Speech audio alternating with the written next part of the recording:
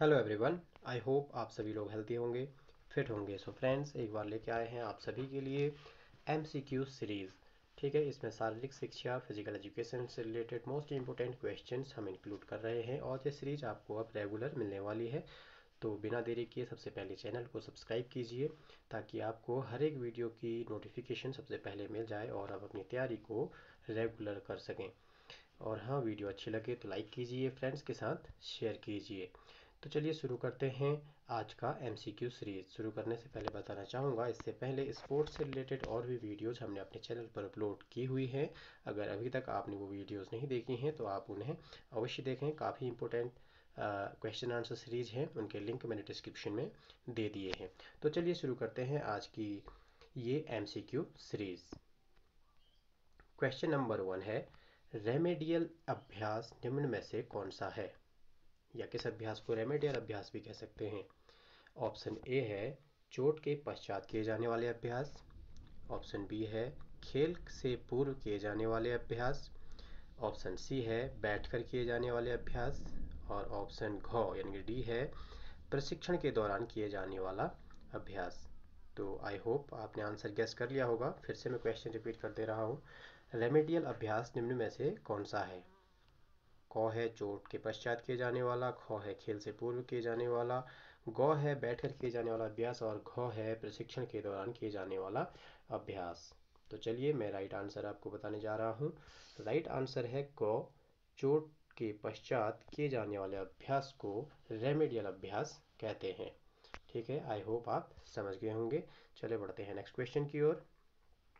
Question number 2, खिलाड़ी ergogenic add के प्रति आकर्षित होता है। कैसे होता है? इसमें ऑप्शन क है टेलीविजन के द्वारा, ऑप्शन ख है विज्ञापन के द्वारा, ऑप्शन ग है रेडियो द्वारा, ऑप्शन घ है उपरोक्त सभी। आई होप आपने आंसर गेस कर लिया होगा। एर्गोजेनिक एड्स जो एक प्लेयर को हेल्प करते हैं उसकी स्टेमिना स्ट्रेंथ को बढ़ाने में या फिर उसे मोटिवेट करने में। तो टेलीविजन द्वारा, विज्ञापन द्वारा और रेडियो द्वारा, इन सभी के द्वारा खिलाड़ी जो है एर्गोजेनिक एड्स के प्रति आकर्षित होता है। तो राइट आंसर हो जाएगा ऑप्शन सी, ऑप्शन डी, घ उपरोक्त सभी। ठीक है, चलिए बढ़ते हैं नेक्स्ट क्वेश्चन की ओर। नेक्स्ट क्वेश्चन है, किस चिकित्सा विधि में बायोन्सी तरलशीलता का प्रयोग किया जाता है? तो ऑप्शन ए है गर्म स्नान, ऑप्शन बी है धूप स्नान, ऑप्शन सी है भंवर स्नान और ऑप्शन डी है सर्जरी। बायोन्सी तकनीक, तरलशीलता का प्रयोग किस विधि में किया जाता है या किस चिकित्सा विधि में किया जाता है? आपने आंसर गेस कर लिया होगा। ठीक है, गर्म स्नान, धूप स्नान, भंवर स्नान या सर्जरी। सो फ्रेंड्स, ये राइट आंसर है ऑप्शन नंबर सी, भंवर स्नान। जी हाँ, बिल्कुल सही आंसर आपने बताया है। चलिए बढ़ते हैं नेक्स्ट क्वेश्चन की ओर। Question number 4। क्वेश्चन नंबर 4 है, VO2 मैक्स में सुधार लाया जा सकता है। VO2 मैक्स में सुधार लाया जा सकता है। कैसे लाया जा सकता है? व्यायाम द्वारा, ऑप्शन बी है आराम द्वारा, ऑप्शन सी है विश्वास द्वारा, ऑप्शन डी है इनमें से कोई नहीं। तो आपने, बहुत इजी क्वेश्चन है, आपने गेस कर ही लिया होगा। चलिए मैं राइट आंसर बता देता हूँ। राइट आंसर है व्यायाम द्वारा। चलिए बढ़ते हैं नेक्स्ट क्वेश्चन की ओर। Question number 5। सॉरी, एक स्वस्थ मनुष्य का सामान्य तापक्रम होता है, टेम्परेचर जिसे हम नापते भी हैं थर्मामीटर से। तो एक जो स्वस्थ मनुष्य होता है उसका जो सामान्य तापक्रम होता है वो कितना होता है? ऑप्शन ए है 98.4 फ़ारेनहाइट, ऑप्शन बी है 95.5 फ़ारेनहाइट, ऑप्शन सी है 96 फ़ारेनहाइट और ऑप्शन डी है 97 फ़ारेनहाइट। तो what is the right answer? I hope आपने गेस कर लिया होगा। चलिए राइट आंसर मैं बता देता हूँ। ऑप्शन नंबर ए 98.4 फ़ारेनहाइट। ठीक है, अगर हम सेल्सियस में बात करें तो ये 37 सेल्सियस डिग्री सेल्सियस होता है।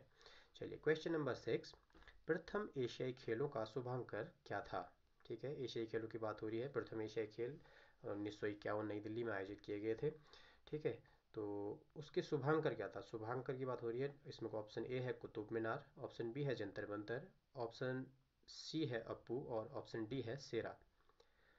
चलिए गैस कीजिए आंसर। मैं फिर से क्वेश्चन पढ़ दे रहा हूँ। प्रथम एशियाई खेलों का शुभांकर क्या था? कुतुब मीनार, जंतर मंतर, अप्पू या फिर सेरा। चलिए राइट आंसर मैं बता देता हूँ। राइट आंसर है ऑप्शन बी, जंतर मंतर। जी हाँ, जंतर मंतर बिल्कुल सही आंसर है। बढ़ते हैं नेक्स्ट क्वेश्चन की ओर। Question number 7। किसने कहा मनोविज्ञान मानव प्रकृति का अध्ययन है? जी हाँ, क्वेश्चन फिर से सुनिए। किसने कहा मनोविज्ञान मानव प्रकृति का अध्ययन है? ऑप्शन ए है विलियम जेम्स, ऑप्शन बी है वुडवर्थ, ऑप्शन सी है ई जे बेरिंग और ऑप्शन डी है इनमें से कोई नहीं। इस तरह के कोड भी अक्सर एग्जाम्स में पूछ लिए जाते हैं, तो हमें ये भी याद होनी चाहिए। आई होप आपने आंसर गेस कर लिया होगा। अगर आपने नहीं किया है तो चलिए कोई नहीं, मैं आपको आंसर बताने जा रहा हूँ। राइट आंसर है option B, Woodworth. Woodworth is the right answer. चलिए क्वेश्चन नंबर 8। निम्नलिखित में से कौन सी एक द्विसंधि पेशी है? यहाँ पर कुछ पेशियों के नाम दिए गए हैं, इसमें से बताना है कौन सी एक द्विसंधि पेशी है। ऑप्शन ए है बाइसेप ब्रेकी, ऑप्शन बी है डेल्टॉइड, सी है सार्टोरियस और डी है इनमें से कोई नहीं। तो राइट आंसर गैस कीजिए। द्विसंधि पेशी, बाइसेप ब्रेकी, डेल्टॉइड, सार्टोरियस या इनमें से कोई नहीं। तो राइट आंसर है option number A, bicep brachii. I hope आपको समझ में आ गया होगा। बाइसेप ब्रेकी जो है एक द्विसंधि पेशी है। चलिए बढ़ते हैं नेक्स्ट क्वेश्चन की ओर। क्वेश्चन नंबर 9 बहुत अच्छा क्वेश्चन है। 394 ईस्वी में किस रोमन सम्राट ने प्राचीन ओलंपिक खेलों पर प्रतिबंध लगा दिया था? 394 ईस्वी में किस रोमन सम्राट ने प्राचीन ओलंपिक खेलों पर प्रतिबंध लगा दिया था? ऑप्शन है एडवर्ड प्रथम, ऑप्शन बी है थियोडोसियस द्वितीय, ऑप्शन सी है थियोडोसियस प्रथम और ऑप्शन डी है एडवर्ड द्वितीय। ठीक है, ये जो थियोडोसियस लिखा है एक्चुअल में ये थियोडेसियस है। ठीक है, थियोडेसियस द्वितीय और थियोडेसियस प्रथम।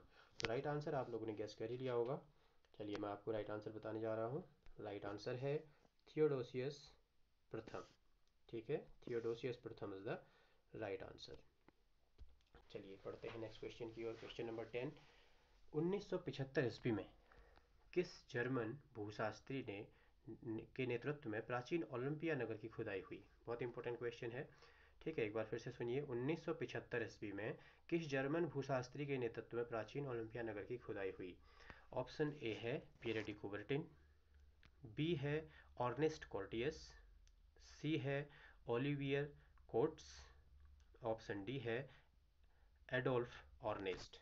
ठीक है, तो यहाँ पर पहले तो क्वेश्चन ही बन जाता है कि किस जर्मन भूशास्त्रियों ने किस सन में ओलंपिया नगर की खुदाई करवाई? तो 1975 में।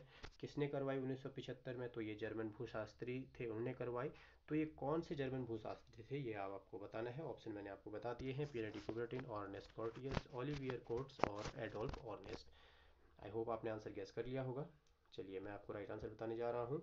राइट आंसर है ऑप्शन नंबर बी, खो, ऑर्नेस्ट कोर्टियस। चलिए बढ़ते हैं नेक्स्ट क्वेश्चन की ओर। Question number 11। कौन सा अंग मानव शरीर में जल संतुलन बनाए रखता है? वृक्क, हृदय, फेफड़े या यकृत? इजी क्वेश्चन है, एक बार फिर से सुनिए। कौन सा अंग मानव शरीर में जल संतुलन बनाए रखता है? वृक्क, किडनी, हृदय हार्ट, फेफड़े लंग, यकृत लीवर। तो इसमें जो राइट आंसर हो जाएगा वो है आपका ऑप्शन नंबर ए, वृक्क यानी कि किडनी। चलिए पढ़ते हैं नेक्स्ट क्वेश्चन की ओर। Question number 12। आधुनिक ओलंपिक खेल 1996 ईस्वी शुरू करने का श्रेय किसको जाता है? या किसने शुरू करने का श्रेय किसको है? तो इजी क्वेश्चन है, आप लोगों ने कई बार पढ़ा भी होगा। ऑप्शन बता देता हूँ। क है Pierre de Coubertin France, Ernest Curtius Germany, option C Olivier Coates Germany, option D है दित्रेमस निकोटस यूनान। तो राइट आंसर है पियर डी कुबर्टिन फ्रांस। ठीक है, तो कई बार क्वेश्चन ऐसे भी आता है कि पियर डी कुबर्टिन किस देश के रहने वाले थे, तो ये भी आप याद रखिएगा। पियर डी कुबर्टिन थे वो फ्रांस के रहने वाले थे। बढ़ते हैं नेक्स्ट क्वेश्चन की ओर। Question number 13। तेज मसल फाइबर्स होती हैं, जो तेज मसल फाइबर्स होती हैं वो कौन सी होती हैं? रेड मसल फाइबर्स यानी कि लाल, ऑप्शन बी है सफ़ेद, ऑप्शन सी है नीली और ऑप्शन डी है इनमें से कोई नहीं। ठीक है, ऑप्शन ए को हम इंग्लिश में अगर मैं कहूँ तो red muscle fibre, option B white muscle fibre, option C blue muscle fibre. ठीक है, बॉडी में दो ही तरह की मसल फाइबर्स होती हैं, रेड मसल फाइबर्स और वाइट मसल फाइबर्स। एक स्लो होती है यानी कि धीमी होती हैं, तो एक तेज होती है। तो हमें यहाँ पर तेज वाली बतानी है। आई होप आपने आंसर अभी तक गेस कर लिया होगा। तो चलिए राइट आंसर मैं बताता हूँ। राइट आंसर है ऑप्शन नंबर बी, सफ़ेद। ठीक है, सफ़ेद मसल फाइबर्स जो होती हैं वो फास्ट मसल फाइबर्स होती हैं। स्प्रिंटर्स जो होते हैं उनमें वाइट मसल फाइबर्स पाई जाती हैं, और जो लॉन्ग डिस्टेंस रनर होते हैं, मैराथन धावक जो होते हैं, उनमें जो है रेड मसल फाइबर्स पाई जाती हैं। ठीक है, चलिए बढ़ते हैं नेक्स्ट क्वेश्चन की ओर। Question number 14। Pierre de Coubertin ने 1894 ईस्वी में अंतर्राष्ट्रीय खेल सम्मेलन का आयोजन कहाँ कराया था? ठीक है, 1894 से आपको याद आ रहा होगा कि जो आधुनिक ओलंपिक हैं उनका जो शुरुआत हुई वो तो हुई 1896 में, लेकिन 1894 में इसकी समिति गठित की गई। ठीक है, तो यहीं से इसकी नींव पड़ी। तो यहाँ इसी से रिलेटेड है ये भी। अंतर्राष्ट्रीय खेल सम्मेलन का आयोजन इन्होंने कहाँ करवाया था? पेरिस में, option A, option B Athens, option C Sorbonne, option D London में। तो राइट आंसर है इसका, आई होप आपने गैस कर लिया होगा। चलिए मैं आपको बता देता हूँ, अगर अभी तक आपने इसका राइट आंसर गैस नहीं किया है तो जी हाँ, राइट आंसर है option number C, Sorbonne. Sorbonne is the right answer. ठीक है, सारबोन में इनने अंतर्राष्ट्रीय खेल सम्मेलन का आयोजन कराया था। सारबोन जर्मनी में स्थित है। चलिए बढ़ते हैं क्वेश्चन नंबर 15 की ओर। ठीक है, क्वेश्चन नंबर 15 बताने से पहले आपसे कहना चाहूँगा, अगर अभी तक आपने चैनल सब्सक्राइब नहीं किया है तो आप चैनल को सब्सक्राइब कर सकते हैं, क्योंकि इसी तरह की वीडियोज़ आपको रेगुलर इस चैनल पर मिलेंगी। और नोटिफिकेशन पाने के लिए आप बेल आइकन दबाइए ताकि आप अपनी प्रैक्टिस रेगुलर कर सकें। चलिए बढ़ते हैं क्वेश्चन नंबर 15 की ओर। जिम्नास्टिक में रिंग के छल्ले जमीन से कितनी ऊंचाई पर लटके होते हैं? बहुत अच्छा क्वेश्चन है, बहुत इंपॉर्टेंट क्वेश्चन है। Question number 1, 2.65 metre. Option number B ख है आपका 2.75 मीटर। ऑप्शन नंबर सी है 2.55 मीटर। ऑप्शन नंबर डी है 2.45 मीटर। आई होप आपने राइट आंसर गेस कर लिया होगा। चलिए, अगर अभी तक आपने राइट आंसर गेस नहीं किया है तो मैं आपको राइट आंसर बताने जा रहा हूँ। जिम्नास्टिक में जो रिंग्स के छल्ले ज़मीन से ऊंचाई पर होते हैं उनकी ऊंचाई होती है 2.75 मीटर। ओके, चलिए बढ़ते हैं क्वेश्चन नंबर 16 की ओर। महिलाओं को ओलंपिक में भाग लेने की अनुमति कब मिली? महिलाओं को ओलंपिक में भाग लेने की अनुमति कब मिली?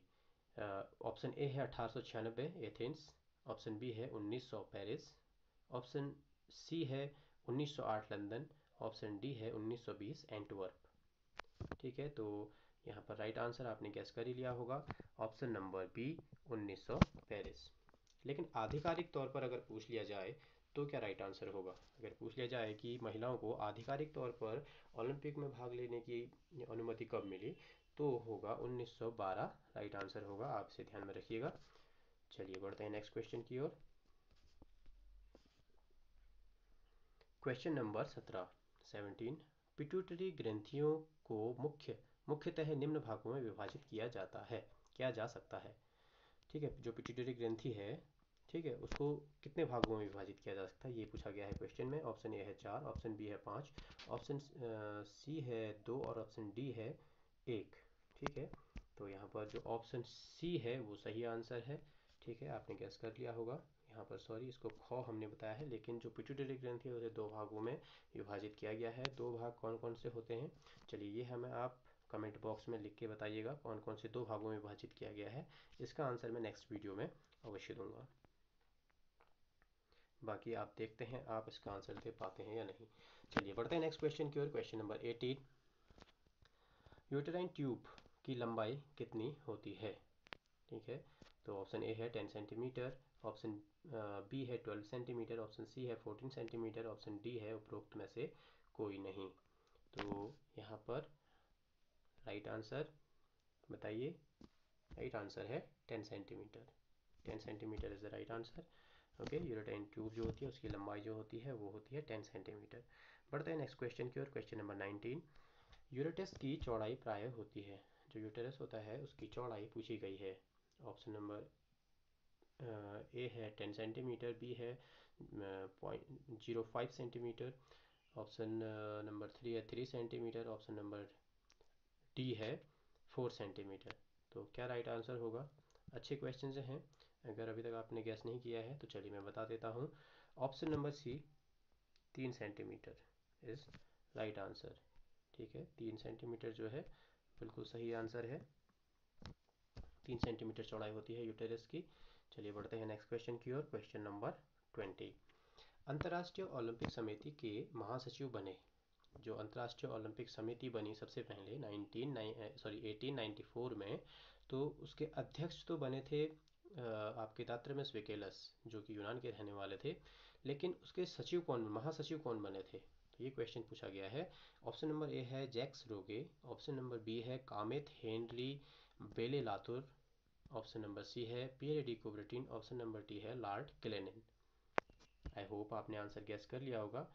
अगर नहीं किया है तो कोई बात नहीं, मैं आपको आंसर बताने जा रहा हूँ। Question number C, option number C is the right answer. Pierre de Coubertin महासचिव बने थे। ठीक है, उसके बाद फर्स्ट ओलंपिक जो हुए थे 1896 में, उसके तुरंत बाद ही पियर डी कुबरटिन को अध्यक्ष बना दिया गया था, यानी कि ये फिर अध्यक्ष बन गए थे।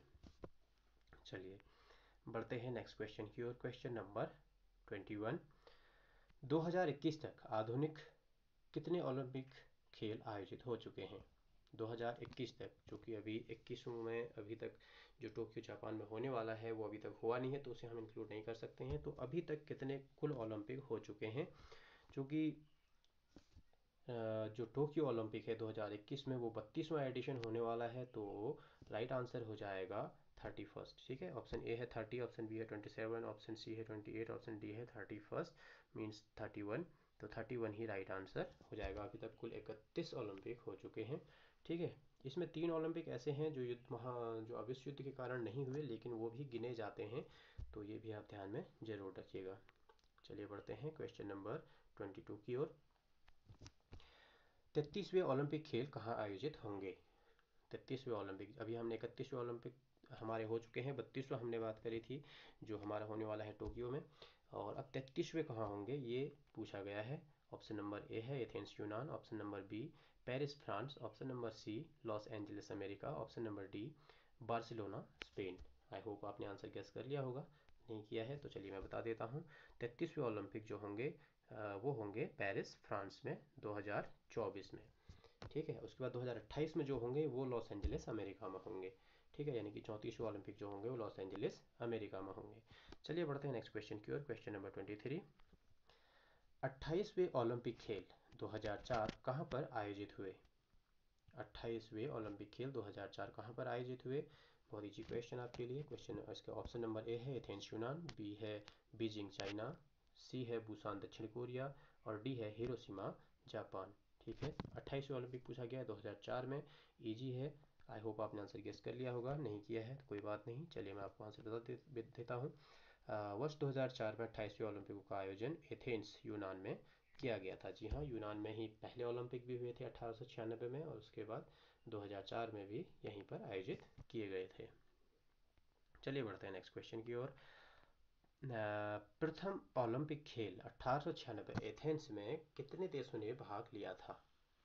1896 जो में ओलंपिक हुए थे तो उसमें कितने देशों ने भाग लिया था? ऑप्शन ए है 7, ऑप्शन बी है 12, ऑप्शन सी है 9, और ऑप्शन डी है 13। आई होप आपने आंसर गेस कर लिया होगा। राइट आंसर है option number D 13।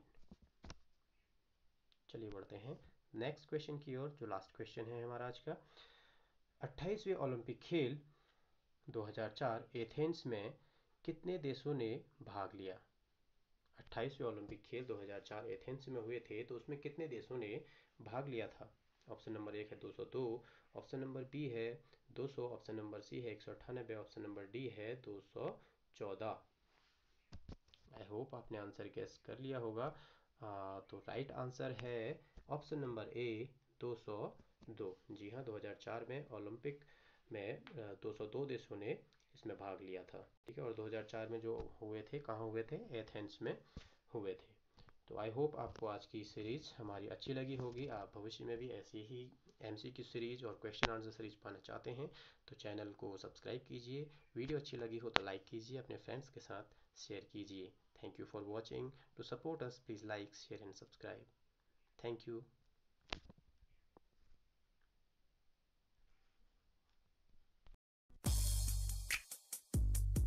Hey there. Subscribe to my channel.